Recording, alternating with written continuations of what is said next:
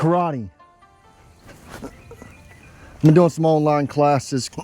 That's my first move I've been learning. Welcome back to the shop. We've been back from the track about 17 hours or so. As y'all seen in our last race video at the high ref, things got a little dusty, things got a little choppy. Some good old-fashioned America Saturday night racing. The sucky part about them types of situations are pretty much have to strip this thing down, probably change every freaking bearing on it and get her cleaned up. And they're nasty. We'll get a little closer look, but it was definitely a very fun experience, but a nasty one on top of that.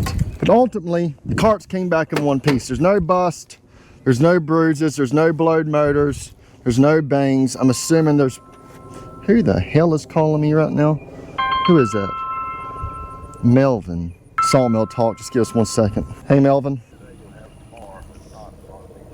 Okay, that'll work, Melvin. I appreciate you, man. That was Melvin. Y'all don't know Melvin, but I order a lot of parts for the sawmill from Melvin. I'm rebuilding a 453 Detroit, and I have to get a ring kit, but that's past the point. Back on the go-karts here. Go-kart's pretty good shape. It's dirty as crap. I have not looked underneath. Well, we got, obviously there was a little bit of rubbish going on, which was expected with all the bumps and hurdles and this and that. Overall fun weekend, not complaining too much. I don't know when we're racing again as far as the dirt carts go, but we still got to get these things clean, get on the tires, all this fun stuff, and just kind of some general maintenance. We're gonna get these babies in the shop, might look at a couple tires, might goof off. I don't know, either way, stay tuned, enjoy yourselves. Get a Mountain Dew. If it's morning time, get yourself a cup of coffee, black. You guys wanna see something crazy? This is one of the right sides. We ran at high rev. One of the pine tree preps, the Creo tires. Okay, we had these babies punching like 46. Pulled this tire out just to fill it. I have not punched it. Like, yeah, but just filling them, I can tell they're harder than this concrete I'm standing on. These were punching like 46. Now they're punching like 52. I don't get it. I literally put probably a dozen coats of Creo in these, not even a day or so ago. And they've already hardened up. As some of y'all know, I ran in the past, up till 2016. And I swear, maybe I'm crazy, maybe I'm not. But these tires, these Maxxis tires have changed. And they're killing me. I mean, it's kicking my ASS. I don't understand them. I don't know what's changed on them. I know before, you could look on the tire. Let's see where they're at right here. You'll see right there, -5. That is which mold this came out of, this tire. Used to, when I quit, there was 3 sets of molds, 1, 2, and 3. And for me back then, it was always a major ordeal to make sure at least your left rear and right sides all came out that same mold. To me, that was more important than the daggum date code was. If you had a mold 2 right front and a mold 3 right rear, just they never jived. Okay, they wasn't jiving like as if you had 2, 3 Friedels. Now they've got 5 different molds. I think I've yet to get a set that was in the same mold group. You know what I mean? I don't know if that's making a difference. What I'm trying to get to is they've changed these tires. I don't know if like during COVID or something hit, maybe it made it harder to get certain compounds or some additives. What I'm getting to is drop a comment. What are you guys doing to keep y'all's tires duro down? Used to, it was nothing to keep a tire punching 50. Now it's like, you have to kill them just to keep them at 52. I don't understand. I don't understand. I'm coming to you guys. Answer the question. Can you answer that for me? I didn't think so. That's where we're at this past weekend. The Creo tires, they have hardened up, which they are thin, and these are trash tires now. That's the bottom line. Tex is claiming he's going to start taking over the tire work during the week. Something about he said he likes to walk the tires or something along those lines. I don't know what he means by that. And then he said he puts the goat pee. It's not, he says it's not goat pee. It says totally different. He said that it's the goat pee. So I don't know what he means by that. We might give him a shot at that. But one of the questions that's been asked is stagger. How do you keep your tires staggered? How do you stagger a tire that's too small? How do you shrink it? How do you stretch it?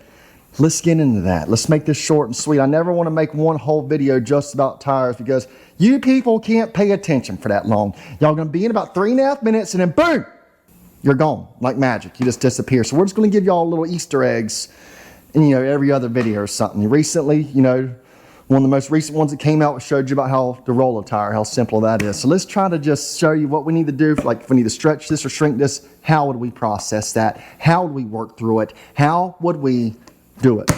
First things first, get rid of the Yuengling beer cans, okay? If you're staggering a Maxxis tire, you can't just grab any old tape measure, okay? It's gotta be an official Maxxis tape measure. It's not something you just order online.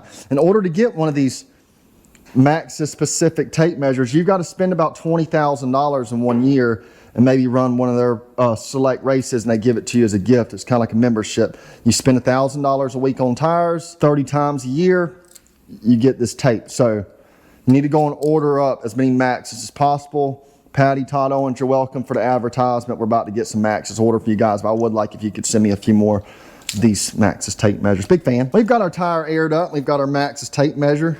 We're gonna measure this baby right around the center. I don't have a tire spinner, well, because I'm not a woman. Sorry if that offended anybody, but we do it old school cool. My measurement here is 33. We're gonna call it 5/8 even though it's 9/16. I want this tire to measure 34. What is the most best way of doing that? Well, I'm gonna tell you. It's very simple. Let's get our tape really good on there. TJ Newton, Team Radical. He taught me this years back, because he's a smart guy. The TJ Newton, if you're from Florida, you know him. Smart guy. He's a good guy. That's what he does. He does good things. He does go-kart racing. He gives out advice. One thing he told me, and it still applies, I've used this on late model tires, go-kart tires, kids' bicycle tires, juice box tires, the whole shebang. If you need to grow a tire a 1/2 inch per se, put your tape on and you're going to blow the tire, stretch it till it's a 1/2 inch over what you're trying to get it to. I'm at 33 5/8. I want this tire to be at 34 per se, right? So I need to grow this tire 3/8 of an inch. So I'm gonna blow this tire up to 34 3/8. You see where I'm going there? It's 3/8 over what I want it to be at. If I needed it, if I was at 33 1/2 and I want it to be at 34, then I blow it at 34 1/2, okay? Very simple stuff. Simply hold your tape on there. You just gotta get the air in it though. You can do this sometimes if you're lucky. I'm not lucky. Give me a second. We gotta get the right air chuck here. We're just gonna blow this up. 34 3/8. We're now at 34 3/8. What I will then do is I will place this outside in the sun, let that sit for about, I don't know, 2 hours, then bring it back in the shade. Do not take the air out of it.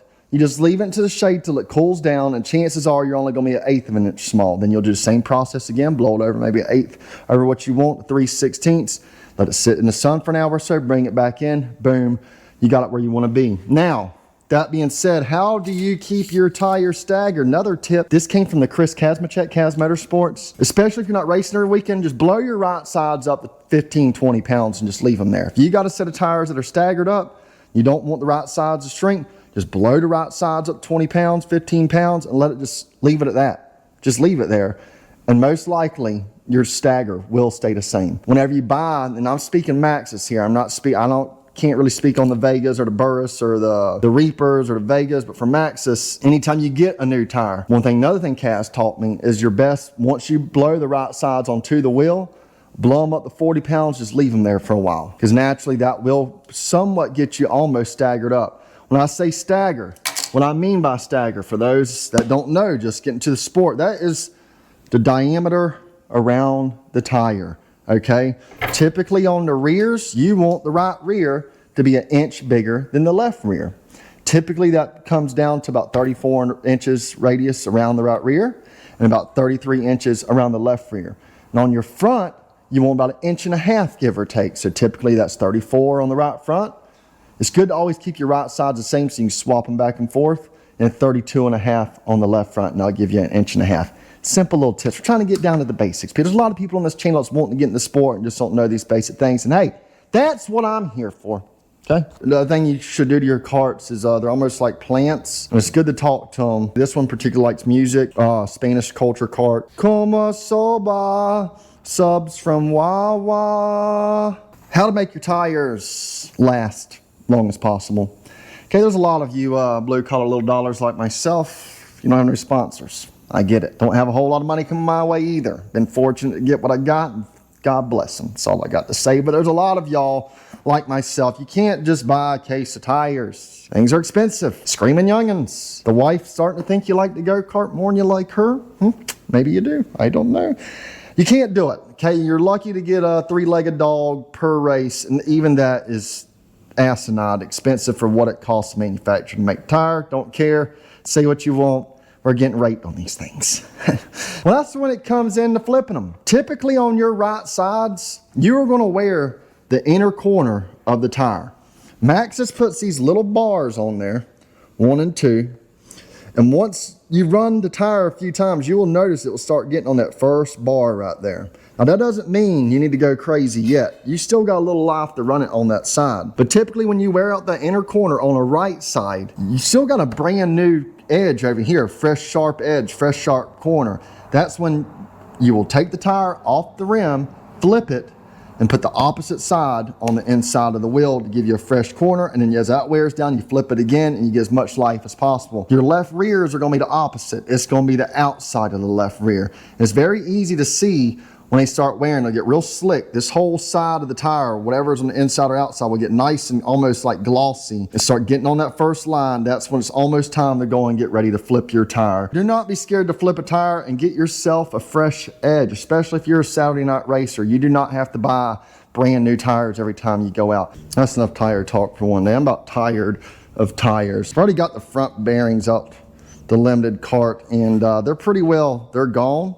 Pretty well locked up, lots of dirt and dust in them. I'm gonna try to clean them the best way I can. Sometimes when you get on a sandy track like that, you almost just gotta beat the sand out of them. Does that make sense? Doesn't to me either. You gotta get the sand out this $5 bearing.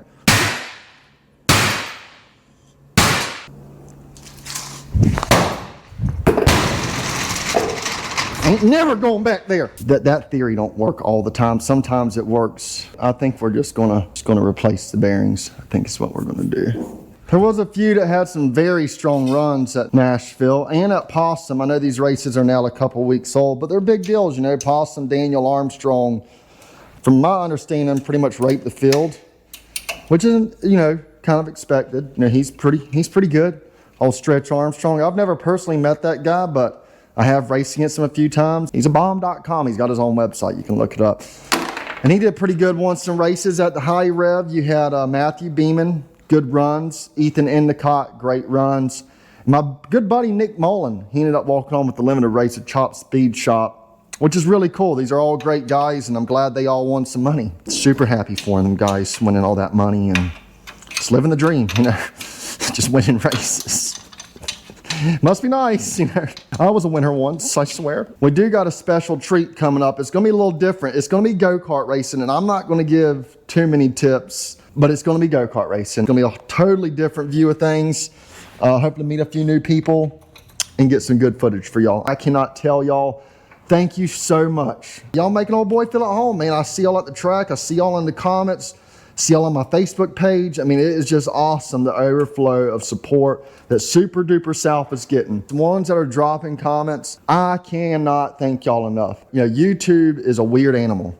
And there's a few of y'all that are YouTubers yourself. There's lots of go-kart YouTubers since I've started, which was a couple before me. You had Ben Taft, Kart 623, Nick Bishop, Degenerate Garage, which was recently on 4 Takes for Fuel. Solid episode. If you have not checked out the 4 Takes for Fuel platform, I know they're mainly on Spotify, but I think now they're starting a YouTube channel. You can actually see the people getting interviewed, them doing the interview, which is really cool. But now there's plenty of them. You know, I kind of came in after those 2 guys. Now you got G-Dog Racing, Prater and Son, Connor Hardy, my buddy Tuff. They've got a little YouTube channel. There's like a dozen go-kart YouTubers, which is really cool. I'm a big believer in what's good for the goose is good for the gander. It seems like all of us try to push the other one. I think all of us though, I think what makes it like that is all of us just genuinely want to see the sport grow. Like I've said in the past, it's great for a father and son, family time, all that stuff, which is really cool. So I do hope you guys check some of them guys out. There's one question they get asked on almost every video. This old black classic 86 Custom Deluxe with a Silverado front end, square body Chevrolet. Hey, that for sale? No. Next video. Hey, the Chevy, is it for sale? No. We do got some great sponsors. 71 Trophy Club, he had me this trophy made, little trophy. At least you tried. what it says. At least you try, and it's a horse's ass. Because I have been trying. I've been trying, man. Y'all think I'm going out there not trying? Maybe I'm a stroke. I've never even had a stroke. Horse's ass, my ass. But we do want to thank our continued support from our sponsor, 71 Trophy Club. Scott Sweet, God bless your partner. He pays for all our parking at any of the Velocity races. We also got Konvict Art, Shantytown Hot Rods, obviously painted our helmet for us. We're about to get him the green body because I believe the green could be bad luck. A few of y'all told me that green's bad luck in racing. So I'm gonna have him paint it, and then I'm just, instead of having a green body, I'm gonna start bringing bold peanuts to the track because I heard that's supposed to be good luck peanuts, and I love peanuts. Also want to thank Lake Area Small Engine, Mr. Owen. If you're in the market for a mower, a weed eater, anything outside, and you're near Melrose, Florida, Keystone Heights, I highly recommend going and seeing those guys. Also want to thank Colson Pageant, Mike Pageant with Tornado Racing Engines. Like I said, this is their cart motor and they're supplying all that. Also want to thank A&M Fiberglass. You know, they've given us some bodies. They're great guys to work with over there out of Wisconsin. They love cheese, man. If you haven't already, hit that like, hit that subscribe. I appreciate y'all stopping by. Keep on keeping on. Never give up. God first. That's the bottom line. Enjoy yourself. It's a child's game, people. Don't get stressed out at the racetrack. Catch y'all on the next one. Beat it. Scream. I don't know what to tell you. Getting on my nerves. I'm out of here.